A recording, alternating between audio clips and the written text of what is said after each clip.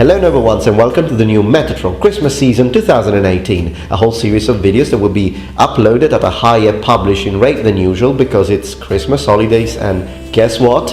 I've got a lot of spare time, mate. Click the notification bell, check the channel often as I will be publishing videos on historical warfare, history, video games, and yes, you guessed it, language videos are back on the Metatron channel. You are welcome.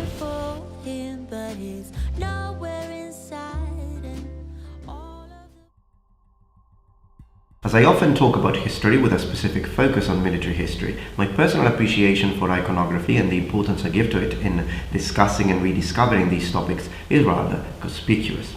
However, what I noticed in the comment section is a general refusal of iconography as solid evidence. Let's read some of the comments. How do we know that medieval artists just didn't suck at proportions though? I don't think you can necessarily take iconography when it comes to how armor actually looked on people. There it looks skin tight, which wouldn't be the case if they wore any padding underneath. Like the video, but I do think you give too much importance to iconography. Is there a possibility that the paintings are not 100% correct and that it might be influenced by the artist bias or what he thinks looks better? I am surprised that you think medieval iconography is such an important source. Obviously these depictions are very inaccurate. The people, horses and weapons look nowhere close to realistic, but they are also illogical. How would a knight put on such tight mail? I love your vids and content, clearly know what you're on about, but you really use iconography in art too much. That's mostly drawn by biased people, a lot of the time religious people, back and used to make it look amazing then, so I don't think they are all that reliable, question mark. First I'd like to defend iconography and explain to you why not only I, but a lot of historians give a lot of importance to iconography and how to understand when it can be trusted and when it cannot.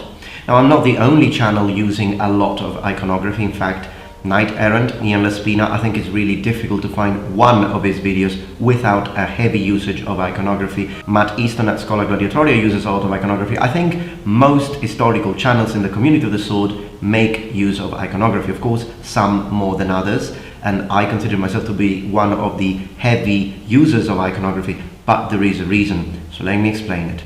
So the tendency seems to be, I, modern man, look at iconography, something looks strange to me, it must be all rubbish. Now that's the very antithesis of an academic approach to the study of the past. The conventional public view of the past comes from modern art, modern romantic literature and filmography. So we are all influenced by these sources, whether we like it or not. So when we look at something that was drawn by someone who wasn't influenced by these sources at all, of course, because they still didn't exist, clearly some things will look off. And learning how to remove this filter that we have is not easy, but that is what I call the academic approach, because the academic approach is based on more solid ground, such as period literature, visual imagery and archaeological evidence. These three sources studied in conjunction, visual imagery, literary sources and archaeological findings, give us a three-dimensional perspective, if you will, into the fabric of time. Iconography is only one of the many different kinds of visual sources we have access to. Sculptures, grave stele, funerary art, monumental sculptures, manuscripts, treatises, wall paintings, mosaic, effigies, brasses, decorative engravings, toys. You can, in a way, fact-check any given piece of visual imagery, comparing it not only with hundreds of other images of the same period, but also with other forms of visual imagery which depict the same given object. So what I'm trying to say is that when you see a piece of iconography, you shouldn't just look at it and think, oh, this is rubbish, and throw it away, but you need to first off compare it with many other existent pieces of iconography, possibly even from different countries, of the same period, for example, or a similar date. After you've done that, you can then compare it with the archaeological evidence and the literary sources. Then it can be corroborated by them. So to give an example on how to do this, let's see that you find a Roman, because we can talk about Roman stuff as well. Let's see that you find a piece of evidence representing a Roman scutum. Now, this piece of evidence has a specific length, of course. You can see the scutum held by a Roman legionary, so you can kind of have an idea of how big it was, and you can try and understand, although of course in this case perhaps it could be mosaic or it could be a sculpture, you can kind of try to guess what the material was. Now, to give credit to this iconography, we can then look at other images which represent scuta held by the Roman legionaries and see if the dimensions match, for example. And after having done that, of course, you can have a look at the literary sources, and there are many literary sources: Plutarch, Vegetius, Caesar himself, Pliny. There are so many that mention, for example, these things that you can compare with literary sources. And when you do, and for example you find one of these Latin writers in this case that mention the actual dimensions and measurements of a shield and also what it was made of, you can then see if those match with the iconography. After having done this, of course, the archaeological evidence is going to play a very important role. Now, talking about scuta, of course it's organic, but you can still often find, for example, scutum or shield furniture, meaning the boss, the strengthening rim made of metal, which can still give us some hints, of course. And when we are lucky, for example the Dura Europos finds, we can even find a full scutum. So let's say that you find a full scutum, you compare it with the iconography, you compare it with the literary sources, and if these things start to match more often than not, you can then start considering the iconography correct. Now, an example of Roman iconography that actually doesn't follow this rule, so it's not supported by literary evidence and is not supported by archaeological evidence, and therefore is considered or disregarded, that specific characteristic I'm going to tell you now in a minute, as artistic license, an artistic convention, is the Trajan column. So the Trajan column is a fantastic element. It's full of information, and it's great for trying to understand and reconstruct the organization of the Roman military of the time. But not everything in what we see in the Trajan column should be taken as it is, should be taken as fact. For example, we know, and to tell you two things, that the size of the shields and the helmets is not in scale. Now, the reason for that is again an artistic convention, because if you make all the legionaries with the shields in the actual dimension that they should have had, well, first off, the figurines, you couldn't really appreciate the details of the characters of the legionaries, of the soldiers, because most of their body would have been covered up by the shield. And secondly, is because of the actual space that these artists had to work with. Because if you look at the shields, they look too small. How do we know that that's not to be taken seriously, that size? Because all evidence that we have, we don't have much evidence for scuta, but the evidence we have suggests otherwise, and it's actually matched with other iconography that we have that actually respects the measurements. There is a ton of iconography that shows the shields being a lot bigger than that. And also the literary sources again, which describe the actual dimensions, size, and being very specific of Roman shields used by the legionaries. So we understand then, we can then see that element, not the entirety of the Trajan column, but that element, the dimension of the shields and the size of the helmets, to not be realistic, but to be an artistic convention. So with this, what I'm trying to say is, I'm not completely saying that everything you see in iconography is gold, should be considered as correct. But I'm saying that only, for example, one or two elements don't automatically make the entirety of iconography that we find, whether it be medieval or whether it be Roman, completely useless. That is not the case, because there are a lot of elements that we see in the Trajan column and in many other pieces of iconography that are correct, because they can be backed up by a lot of other kinds of iconography drawn by many different artists. So to answer to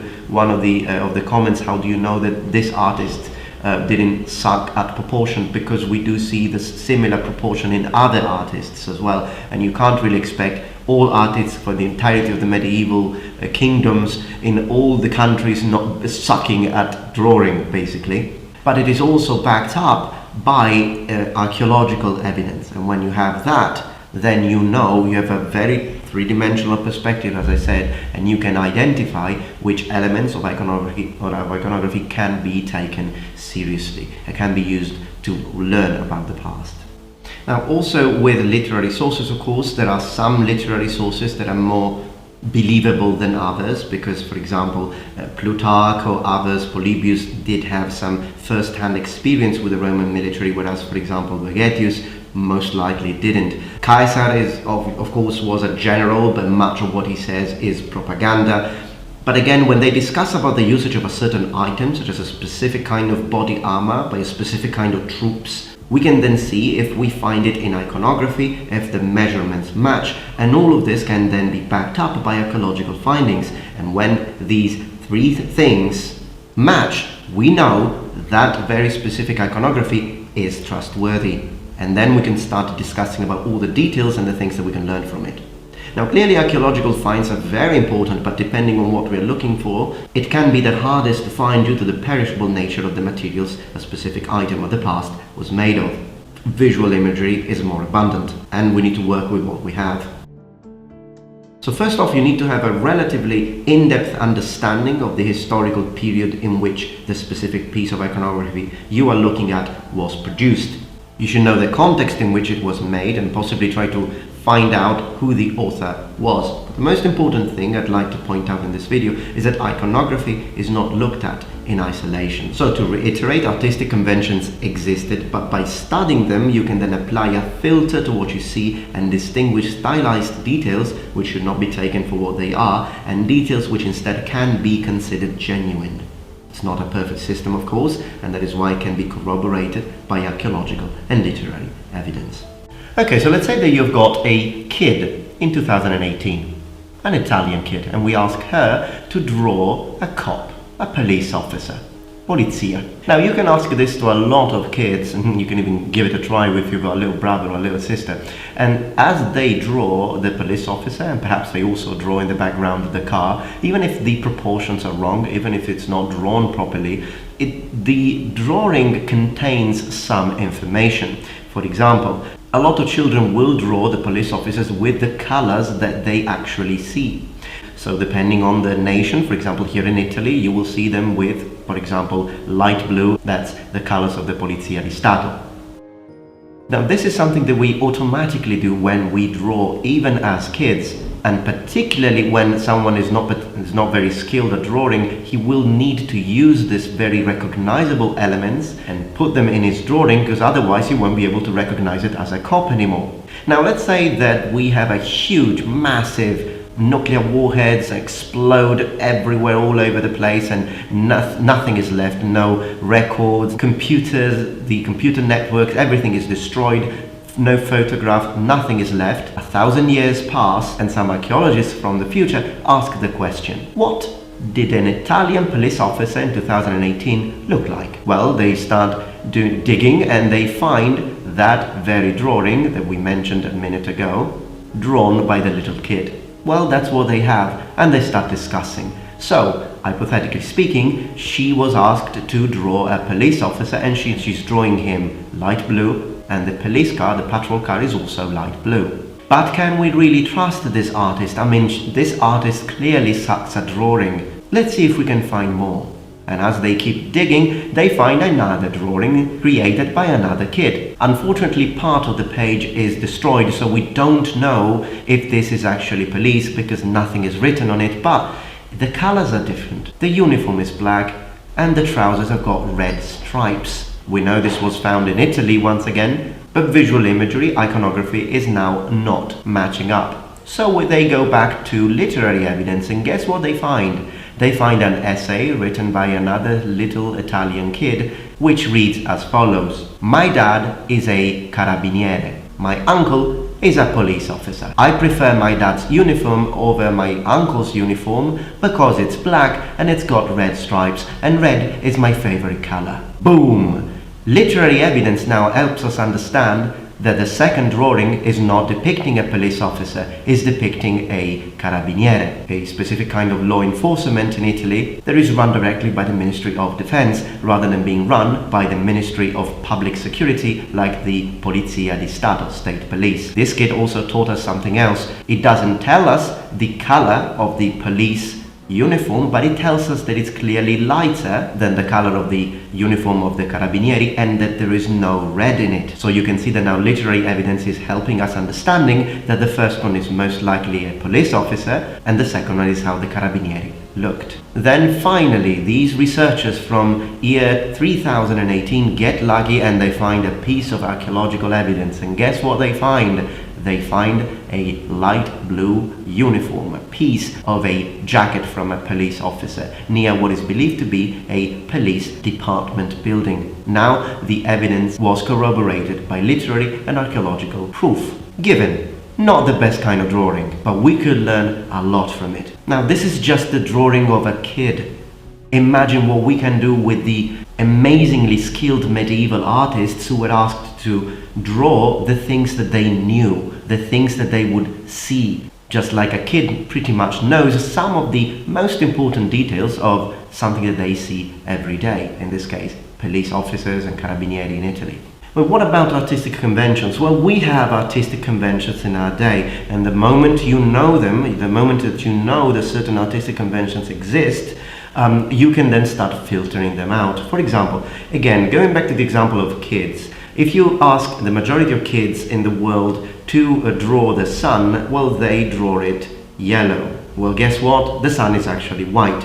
It does appear yellow at certain moments in time, depending on when you are looking at it. So we do know that that is an artistic convention, and this artistic convention is not the same in all countries, just like it happened with medieval art. For example, the majority of Japanese kids, when asked to draw the sun, they will draw it red. So when you know by scientific evidence that something isn't the way it was drawn, but it's an artistic convention, and a lot of times we know about artistic convention because even the artists tell us about it. Even in the Middle Ages they knew about artistic conventions. But again, with the example of futuristic people, futuristic archaeologists and scholars, if they know that that was the case in 2000, if you ask people to draw the sun, they will by artistic convention choose a specific color instead of another, then they will be able to filter that color out.